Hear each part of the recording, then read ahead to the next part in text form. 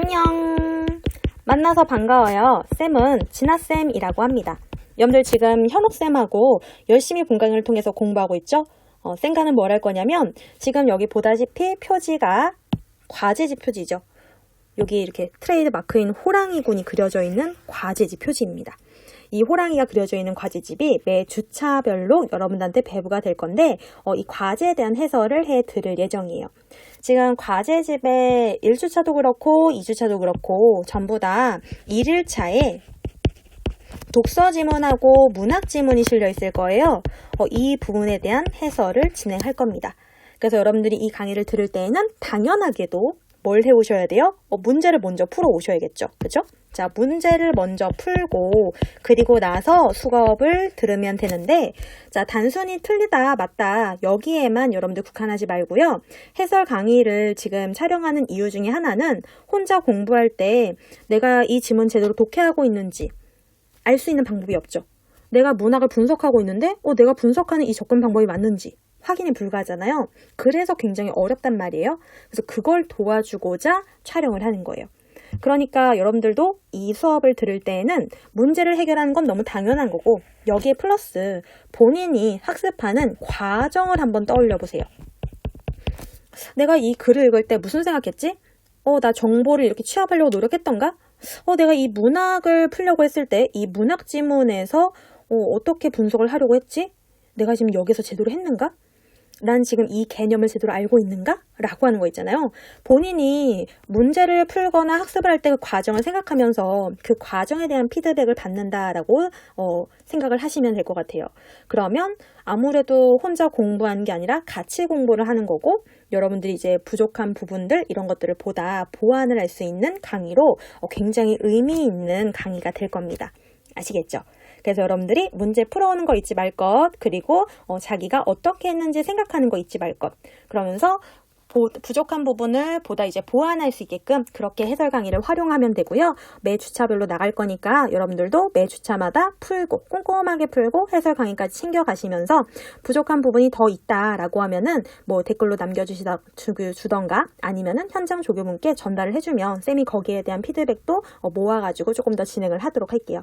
여러분들에게 많은 도움이 됐으면 좋겠고 많은 도움이 될 겁니다. 그러니까 우리가 매 주차 잊지 말고 꼭꼭 참여해서 많은 것들을 배워가도록 해요. 아시겠죠? 자, 1주차 해설을 시작하겠습니다. 짠! 자, 첫 번째 문학 파트는요. 고전 파트입니다. 고전, 두둥. 왜 고전이냐고요? 어려우니까요. 자, 다시 말하자면 고전이라고 했을 때 여러분들이 어려움을 느끼기 때문에 일단 제일 먼저 선택을 했어요. 여러분들의 마음을 이해 못하는 건 아니에요. 막 아래야 라고 해서 점도 찍혀 있고 한자가 너무 많이 많고 그러다 보니까 이거 어떡해 라는 생각을 제일 먼저 할 수 있죠. 하지만 그럼에도 불구하고 여러분들 고전이라고 하는 파트는요. 단순합니다. 쌤, 이게 어디가 단순해요? 단순해요. 믿으세요. 아시겠죠? 자, 생각보다 단순해요.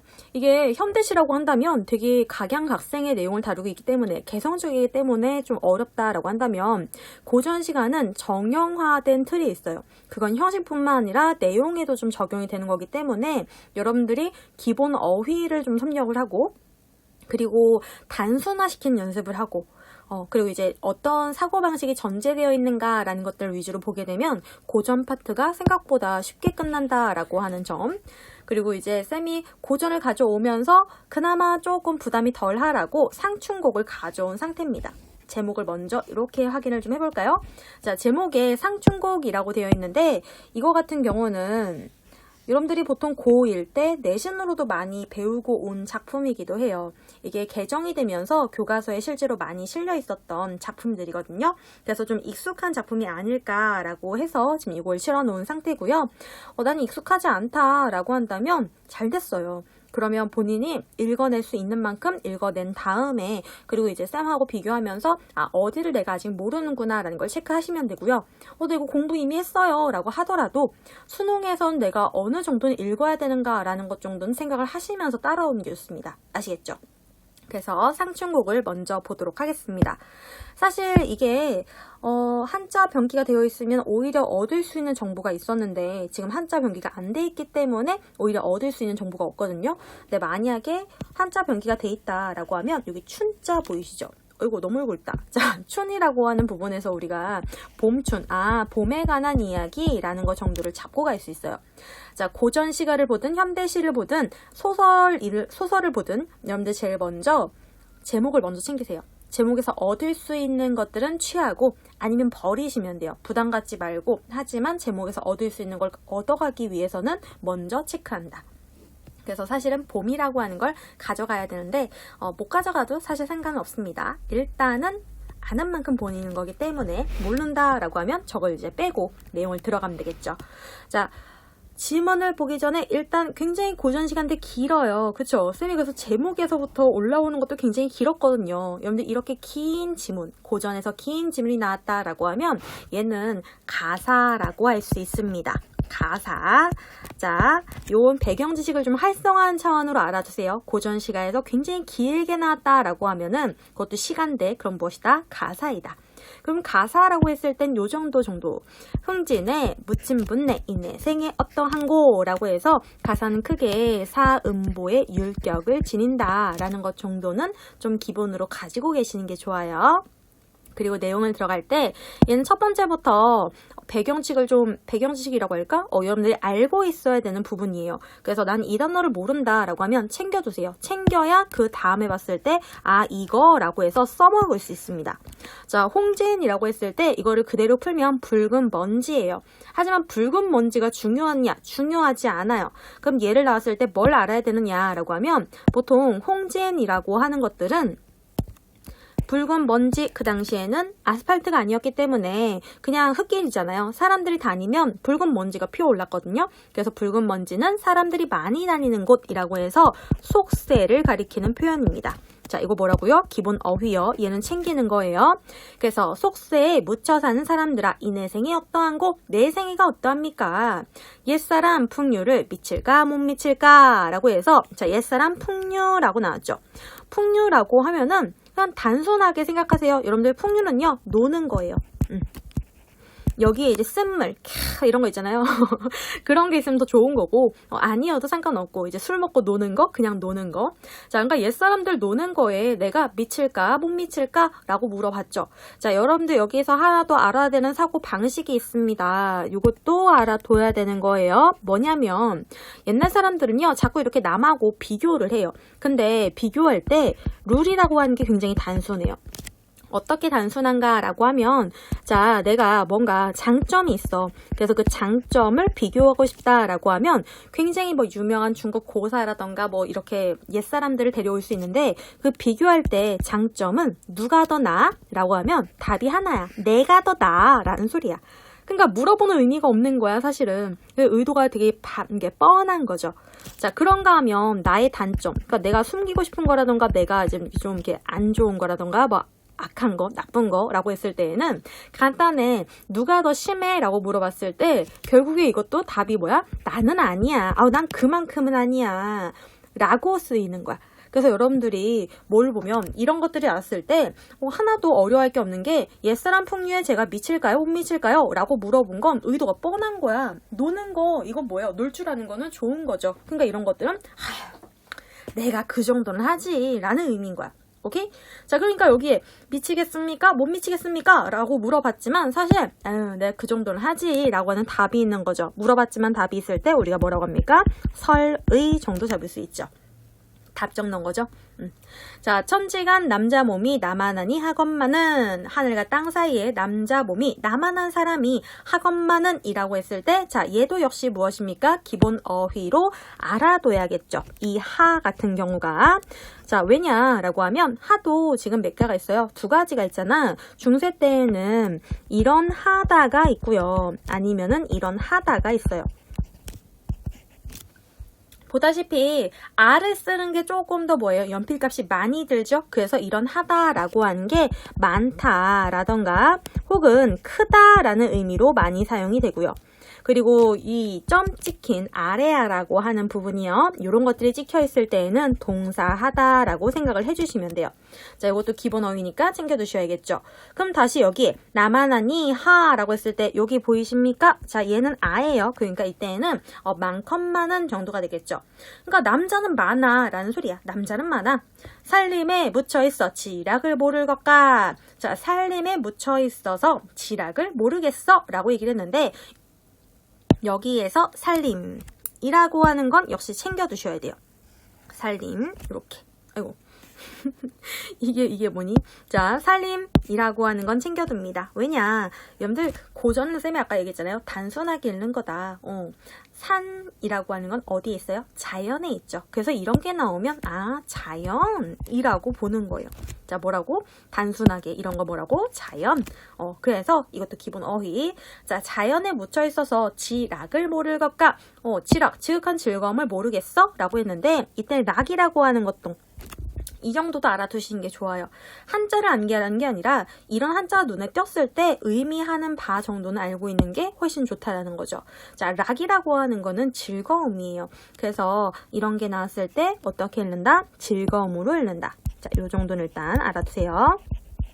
그러니까 자연에 묻혀있는 그 즐거움을 모르겠어? 라는 거죠. 이 얘긴즉슨 뭐야?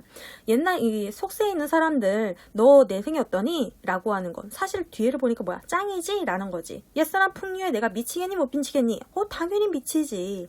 야, 이 세상에 남자는 많은데 살림에 묻혀있다고 지락을 모르겠어? 라고 하는 건 나는 뭐해? 알아. 라는 거야. 스미아가 얘기했잖아. 좋은 거 얘기할 때에는 대체로 본인은 어떻다?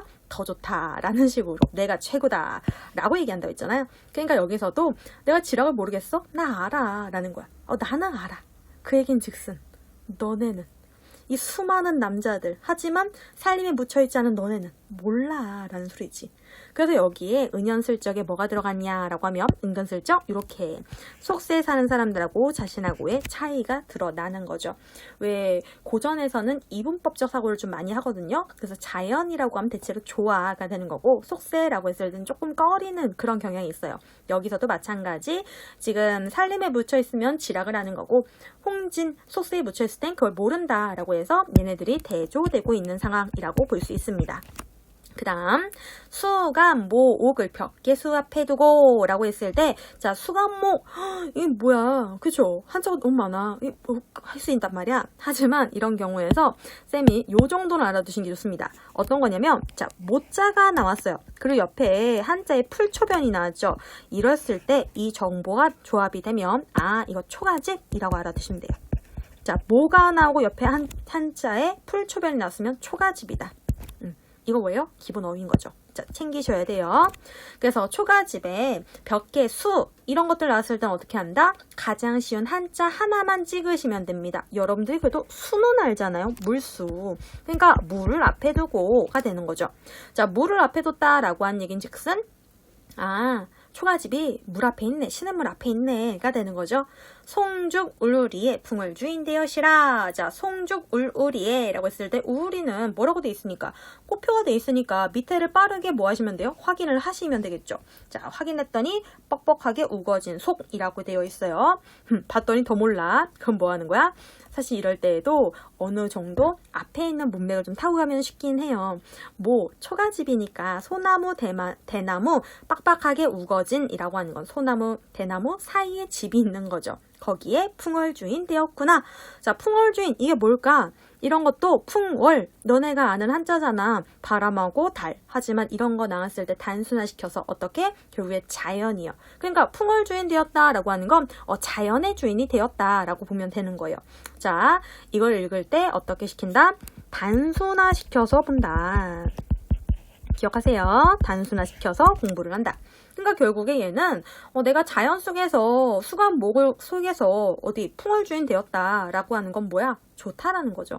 짱 좋아 라는 거야. 그 다음 자, 엊그제 겨울 지나 새 봄이 돌아오니 엊그제라는 게 나왔습니다. 자, 얘도 알아두셔야 돼요. 자, 엊그제라고 했을 때 어제 그제라는 의미보다는 사실 고전에서는 과거라는 의미로 많이 쓰여요.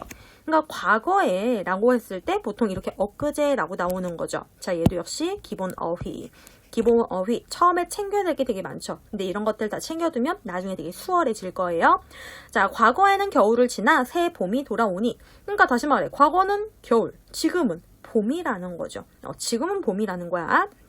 도화행화는 석양이에 피어있고 녹양방초는 새우 중에 푸르도다 라고 되어 있을 때, 자, 지금 여기에 도화행화 뭐만 보면 되겠니? 아까 쌤이 얘기했죠. 한자 하나 쓸 땐 뭐 한다? 가장 쉬운 거 하나 꼭 찝는다. 화 뭐예요? 꽃. 그러니까 여기선 그냥 뭐만 잡는 거야? 꽃은 이라는 거죠. 꽃은 석양에 피어있고 녹양방초라고 했을 때 마찬가지 한자 어느 건 가장 쉬운 거 초 정도 잡는 거야. 그러니까 이건 뭐야? 풀이잖아. 풀은 새우 중에 푸르도다 라고 했을 때, 자, 새우라고 한 단어 나왔어요. 요거 역시 기본 어휘, 요거 체크해 두셔야 돼요. 자, 아이고, 다시 기본 어휘니까 체크를 해둡니다. 여러분들 새라고 하는 건 가느다라다라는 거고, 우는 비예요. 물론 쌤 그냥 비만 보면 안 돼요 라고 할 수 있겠지만, 알아두라는 이유는 잘 나와요. 얘 되게 자주 출연하니까 알아두라는 거예요. 자, 얘는 가랑비입니다. 가랑비. 이거 알아두셔야 되고, 자, 또 하나는 뭐냐면 이 가랑비가 나왔다라고 하는 거, 물론 앞에서 꽃이 나왔다라는 것도 마찬가지인데, 꽃이나 가랑비라고 하는 것들은 전부 다 언제 나오는 것이냐라고 하면 봄에 나오는 것들이에요. 그러니까 얘네들을 통해서 결국에 봄이라는 계절을 확인할 수 있는 거죠. 그래서 우리가 이런 것들을 봄이라고 하는 계절을 알 수 있게, 느낌을 알 수 있게 해준다라고 해서 계절감을 나타내주는 소재라고 얘기합니다. 계절감 기억해 주세요. 그래서 와, 꽃은 석양이 피었고 풀은 가랑비 중에 푸르구나 라고 뭐뭐도다 라고 하는 건 지금 뭐하는 중이야? 감탄하는 중이라고 보셔야겠죠. 일종의 영탄조라고 보시면 됩니다. 옛날에 도다 라고 하는 게 로다, 도다 이런 것도 전부 다 지금의 군화에 해당한다 라고 보시면 돼요. 그래서 지금 감탄, 와, 봄이 왔더니 꽃도 피어있고 풀도 푸르고 장난 아니네. 그래서 그 다음에 칼로 말아낸가 붓으로 그려낸가, 너무 아름다우니까 야, 칼로 말아냈는가 붓으로 그려냈는가 짱인데 이거죠. 그러니까 이 부분에선 지금 뭐하는 중이야? 경치 예찬하는 중이다 라고 하는 걸 확인할 수 있겠네요. 조화신공이 물물마다 헌사로다. 자, 조화신공이라고 했을 땐 결국에 조물주가 되는 거죠. 조물주가 물물마다, 물건물건마다 헌사롭다. 자, 헌사롭다라고 하는 단어를 알고 있으면 쓸모가 많기는 한데, 내가 이거 모른다, 몰라도 해석은 대충 돼요. 왜냐면 앞에 와, 경치 아름답다 라고 했으니까 조물주가 참 물건 잘 만들었구나, 이 정도가 되겠죠. 실컷 앞에 와, 진짜 예쁘다 라고 해놓고 와, 조물주 쓸데없이 샀네? 이런 거 안 나올 거 아니에요. 그쵸? 문맥상 헌사롭다 모른다 라고 하더라도, 아, 얘가 물건마다 잘 만들었다 라고 하는 예찬의 태도라는 것 정도는 확인할 수 있다라는 거예요. 자, 물론 우리는 수업하는 중이니까 쌤이 조금 더 알려드리자면, 헌사롭다라고 하는 건 야단스럽다라는 거예요. 그래서 물건마다 야단스럽게 정성을 들였다. 결국에 뭐라고요? 예찬입니다. 자, 그 다음 수풀에 우는 새는 춘기를 못 내겨워 소리마다 교태로다. 아이고 라고 되어 있네요. 자, 여기서 뭐 봐야 될까? 수풀에 우는 새라고 했죠. 자, 결국에 새도 뭐야? 찍찍찍찍 뭐 이런 애들이잖아요. 그 새. 춘기라고 했을 때 여러분들 춘, 기 전부 다 너네가 알만한 한자들이잖아. 봄의 기운. 자, 봄 기운을 못 이겨서 소리마다 교태로구나 라고 돼 있어요. 근데 생각을 해봐. 여러분들 새가 진짜 막 교태를 부려요? 막 새가 울면서 봄 기운을 못 이겨서 찍찍 아잉 막 이래요? 맙소사. 자, 새가 아무리 뭐예요? 봄이 좋다라고 하더라도 교태를 부리진 않을 거란 말이에요. 그럼 여기에 새가 교태를 부린다라고 하는 건 마치 일단 새를 뭐처럼 인간처럼 표현한 의인이라고 볼 수 있겠죠. 자, 그리고 또 하나. 그냥 새는 짹짹짹 하고 울 건데 왜 새가 막 찍찍 아잉 봄 좋앙 막 이렇게 교태를 부리는 것처럼 느껴졌을까? 사실은 누가 신다는 거예요. 누가 이렇게 봄 기운을 못 이기고 있는 거야? 화자 자신이라고 보셔야겠죠. 그러니까 화자의 지금 감정이 새한테 뭐가 되고 있는 거? 이입되고 있다라고 해서 감정이입 이라는 것도 체크할 수 있을 거예요. 그래서 결국에 새가 굉장히 좋아하는 건 자기의 좋아함을 표현하는 것이구나. 그 다음에 나오는 게 물아일체연이 흥이야 다를 소냐. 자, 물아일체, 저 물건과 나왔잖아. 내가 일체 하나니까 흥이야 다르겠어? 라고 했을 때 이 물알체의 물건이 되는 건 뭘까? 앞에 나오는 일단 유력한 후보자는 새가 되겠죠. 새가 신나. 근데 나도 뭐해? 신나다고. 그래서 저 새가 내가 하나니까 흥이 다르겠어? 라고 하는 건 다르지 않아? 라는 거니까. 자, 물어봤지만 답이 있는 설의라고 볼 수 있겠죠. 자, 혹은요, 이게 새뿐만 아니라 새는 결국에 뭐야? 자연이잖아. 그러니까 내가 저 자연하고 흥이 다르지 않다라고 봐도 무방합니다. 자, 물알체는 새도 가능, 그리고 자연도 가능. 12에 걸어보고 정자에 앉아보니. 자, 12라고 하는 부분은 요 정도 어휘도 여러분들이 가급적 알아두시는 게 좋아요. 자, 12라고 하는 거는 살인문입니다. 살인문이야. 그냥 문이야, 문. 자, 살인문을 걸어보고 정자에 앉아보니 소요 음영하야 산일이 적적한데. 봐봐, 소요 음영. 한자를 봤을 때 한 글자 이렇게 떼우기 힘든 것들, 너네가 보기엔 너무 어려운 것들은 전부 다 뭐 해주게 돼 있어? 이렇게 가져오게 되어 있는 거야. 그러니까 이런 것들은 부담을 갖지 말고 그냥 뒤에 거를 뭐 하면 돼? 읽으면 돼. 물론 이게 내신이라고 한다면 여러분들이 소요음영이 뭔지를 알고 있어야 되는 거고, 아니면 뭐 한다? 밑에를 확인한다. 자, 자유로이 천천히 걸으며 시를 읊조린다 라고 되어 있어요. 그러니까 시를 읊조리니까 산일이라고 되어 있고, 자, 산일 누가 봐도 알 수 있는 한자죠. 산에 뭐예요? 하루라는 거잖아. 근데 산은 결국에 어디이다? 자연이요. 근데 이거 그냥 어떻게 봐도 돼? 자연의 하루라고 보면 되겠죠. 자, 자연의 하루가 적적한데 한중 진미를 알리 없이 혼재로다 라고 했을 때 한중 진미, 사실 요 정도도 어느 정도 읽어낼 수 있긴 한데, 그리고 이게 한자를 잘 모른다 라고 하더라도 여러분들 고전을 많이 보다 보면은 좀 익숙해질 거예요. 자연 속에서 대체로 어떻게 지내는 거? 한가롭게 지내는 걸 굉장히 좋아하거든. 그래서 그런 것들을 뭐라고 하냐면 강호 한정가라고 얘기를 해요. 이게 뭐야? 강호, 자연 속에서의 한가로운 정서를 노래한다라는 거거든. 그러니까 자연 속에 적적이라고 나오는 부분에서 결국에 고요하다라는 거고 혼자 있다라는 거고, 한중진미라고 했을 때 뭐야? 참된 미잖아. 참된 미를 아는 사람 없이 나 혼자로구나 라고 했는데 이게 뭐 하다는 거? 좋다라는 거지. 자, 그리고 이런 부분에서 여러분들이 실수를 하기 쉬운 게 옛날 사람들의 사고 방식인 거야. 우리는 자연 속에 혼자 있다라고 하면 너무 싫을 수 있잖아요. 자연인데 내 이렇게 혼자 뭐 하고 있는 거야? 이게 한가롭게. 그러면 여러분들이 봤을 때는 막 되게 지루할 것 같죠? 근데 옛날 사람들은 뭐라고 생각했어? 완전 좋아. 오케이? 완전 좋아. 그래서 이거 아는 사람 없이 혼자로구나라야, 와, 나 혼자라서 더 좋다라는 거야. 오케이? 자, 여러분들의 사고방식으로 생각하지 마시고 그 당시 선배들의 사고방식으로 이해를 하시는 거예요. 자연 속에 내가 혼자 있으니까 너무 좋다.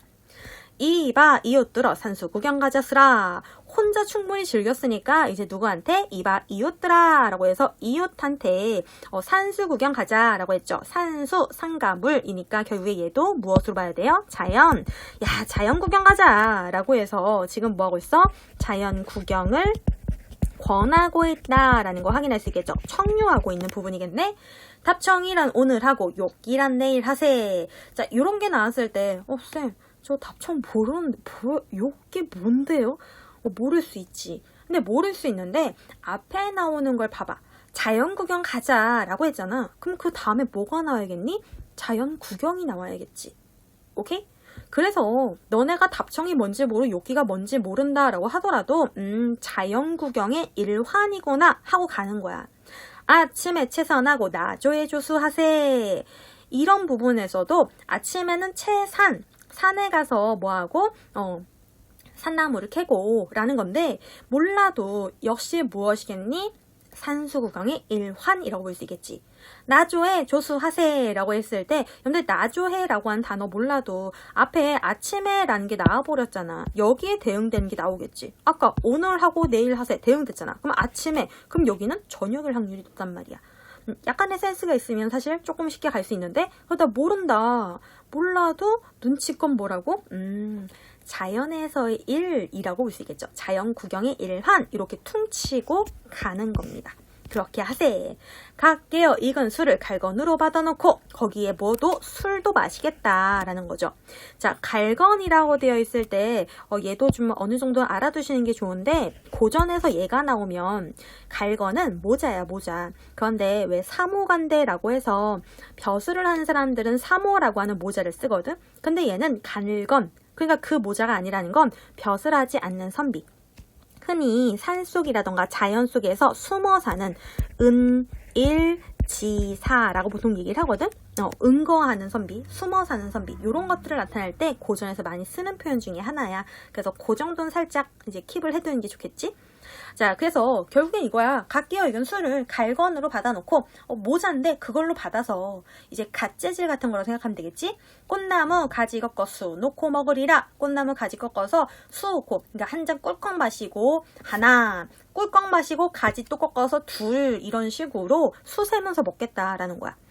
술 마시면서 이게 무슨 짓이에요? 라고 생각할 수 있지만 이런 짓도 하나의 무엇인 거야. 술 마시면서 노는 거. 아까 선생님이 뭐라고 했니? 풍류인 거지. 풍류를 즐기는 행위 정도로 이해를 하면 돼. 그 다음 화풍이 건드 불어 녹수를 건너오니. 자, 화풍 바람이야. 바람이 불어서 녹수 물을 건너오니 청향은 찬해지고 낙콩은 오세진다. 자, 청향 맑은 향은 잔해지고 낙콩은 뭐야? 홍이잖아. 홍 색깔. 자, 떨어지는 홍 색깔은 오세지는구나. 생각을 해봐. 지금 봄이고 아까 꽃이 피었다고 했잖아. 그러니까 낙콩 붉은색에 떨어지는 건 꽃이란 말이야. 꽃이 옷에 진다 라고 하는 건 옷에 물든다 라는 표현인 거지. 그러면은 생각을 해보라고. 아니 지금 그냥 흰 도포인데 거기에 꽃 떨어진다고 해서 거기에 물이 쫙 들겠어? 그런 일이 있었으면 우리나라가 백이민족이라고 안 불렀겠지. 불가능이야. 왜 나왔겠니? 물든다. 우리 이 표현을 쓰긴 쓰거든. 평소에도.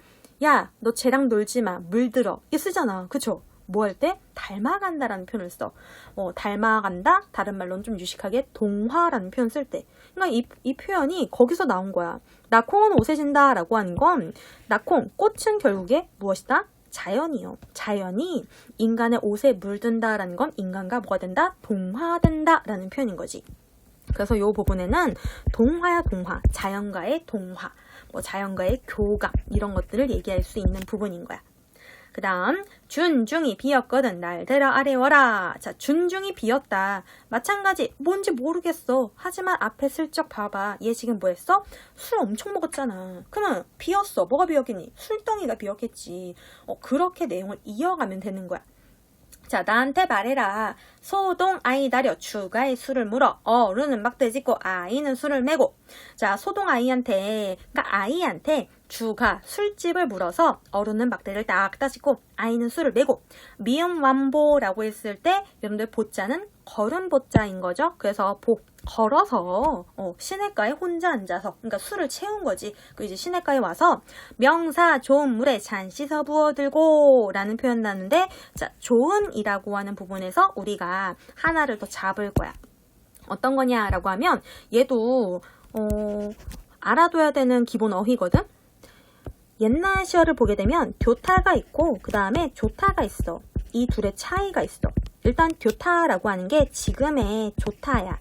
그 다음에 옛날에 좋다라고 하는 부분이 지금으로 따지면 맑다 혹은 깨끗하다. 약간 이런 의미로 쓰여.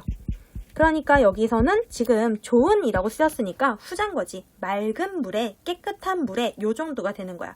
잔 씻어 부어 들고 청류를 굽어보니 떠오르니 도화로다 라고 해서 도화, 복숭아꽃이 나왔어. 자, 복숭아꽃이 고전 시가에 나왔을 때에는 여러분들이 같이 떠올려야 되는 중국 고사가 있는데 그게 바로 옆에 나오는 무릉이 가깝도다 라고 했을 때 무릉. 자, 무릉은 어디의 준말이야?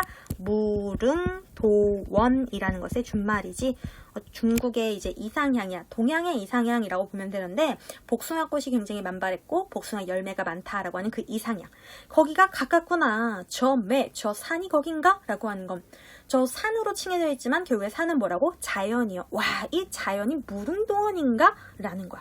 그러니까 결국에 이렇게 자연 속에 있는 게 참 이 여자한테는 뭐하다는 거? 즐겁다라는 거죠. 그래서 결국에 자연을 예찬하고 있는 무엇으로 볼 수 있어?